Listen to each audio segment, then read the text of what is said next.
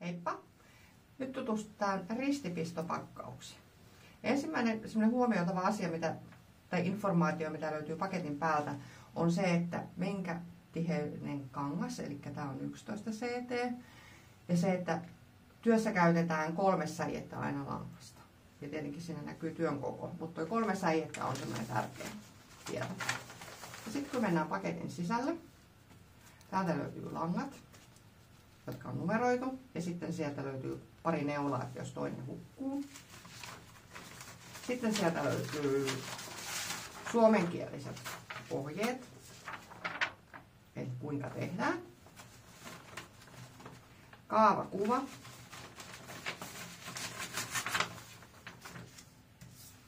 Missä on piirretty. Ja sitten tämä itse työ löytyy tästä. Ja niin kuin huomaatte, että tämä on painettu hyvin poikkeavilla sävyillä. Mutta huomio on se, että tämä on vesiliukoisella värillä painettu. Eli se tarkoittaa sitä, että sitten kun tämä työ on valmis, niin tämän asettaa veteen, niin tämä väri häviää.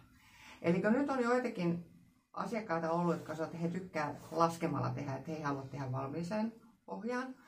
Niin mä oon sanonut, että ei mitään, että kun tämä on edullinen ja laadukas työ, ei muuta kuin tämä veteen, se häipyy ja sitten voit tehdä perinteisesti laskemalla.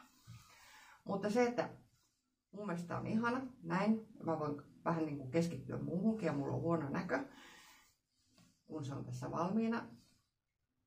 Ja huomioitavaa on se, että tämä on ärtsyn värinen. Kun katsoo näitä lankoja, niin näähän on sävyltään tosi samansävyisiä. Eli jos olisi painettu näillä väreillä, niin täytyisi olla tosi tarkka näkö. No kuinka mä sitten valitsen ne lankat?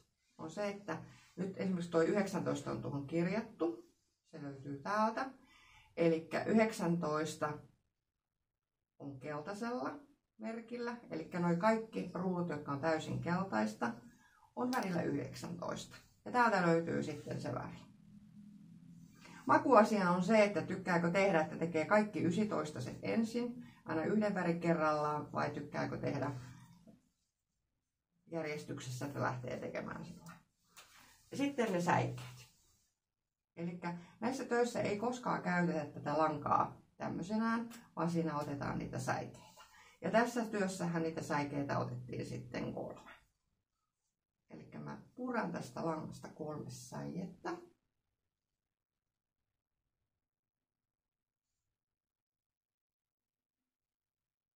No tässä langassahan on 6 säijettä ja mullahan tulee tästä sitten niin kuin 2 ompelulankaa.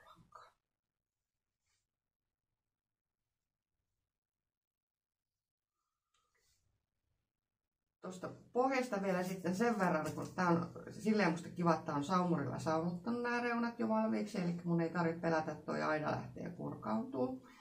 Ja se, että tää on kuitenkin, tää väriaine tekee siitä sen verran ryhdikkään, että nyt on makuasia sitten, että tekeekö sen suoraan näin vai pingottaako sen kehykseen. Ja se, että miksi yleensä niin kuin pingotetaan, on se, että jos on kauhean ohkainen kangas, niin sitten ei tarvitse sitä ompelun kireydestä huolehtia, että se rupeaa kiristämään sitä kangasta. Tässä näkyy hyvin, että tässäkin on jo tehty useampaa väriä. Eli nuo sävyt on tosi lähellä toisia. Eli jos tämä olisi painettu näillä väreillä, mikä on langan väri, niin tätä olisi tosi vaikea tehdä.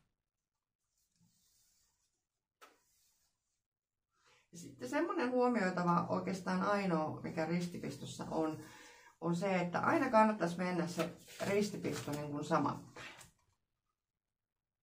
Eli se, että kumminpäin tulee aina tavallaan ristikkäinen lanka päällimmäiseksi, koska se sitten näkyy siinä työssä, jos se menee toisinpäin. Siihen tulee semmoinen sävyero. Ja mulla on ainakin se, että kun mä teen tätä työtä, niin mä oon niin innokas, niin mulla tahtoo pyöriä tää työ niin kuin käsissä. Niin sitten mä en muista, kun mä en mene aina samanpäin, että se menee se risti oikein. Niin mun mielestä kannattaa tehdä tänne ulkopuolelle 1 pisto, mistä näkee, että kumminpäin pitää olla päällä. Osasinko mä selittää?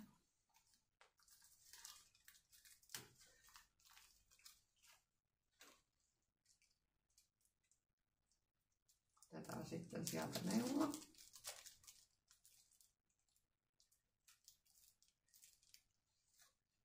Eli tämä on niin sanottu, mulla on oikeasti niin kuin tämä ikänäköongelma. Niin mulla on jo ihan työt, mä saan niin kuin tämän tulemaan tämän langanlaitteen tästä. Tämä langanlaittaja ei ole tässä paketissa mukana, että jos tätä tarvii, niin tämä on sitten erikseen hankittava.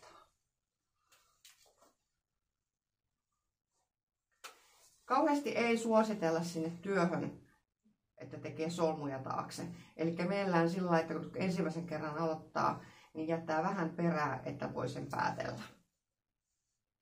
Mutta se, että tekee tänne nyt yhden, tekee vaikka sen niin kuin isompana.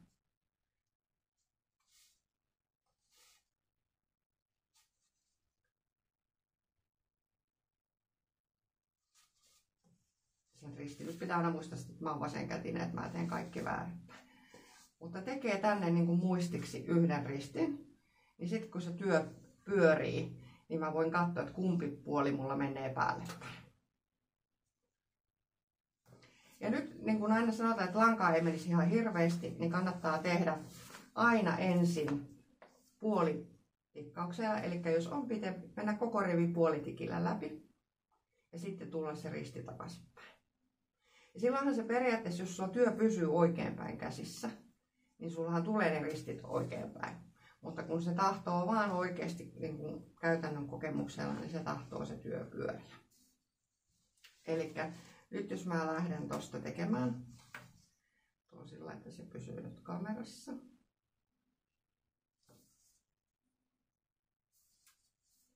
Noin.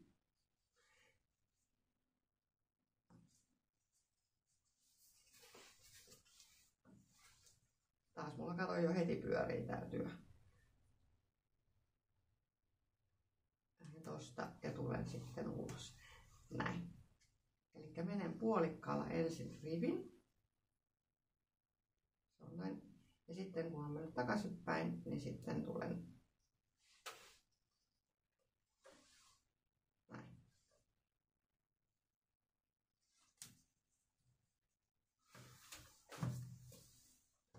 Ja nyt kun katsotaan tässä sen taakse, niin niitä sitten, tämähän ei ole mikään kaunis, kun tänne päätellään sitten niitä lankoja. Eli ompelen kaikki. Sen jälkeen kun se on valmis, veteen ja tämä väri häviää ja se on valmis. Sitten ei muuta kuin tekemisen iloa.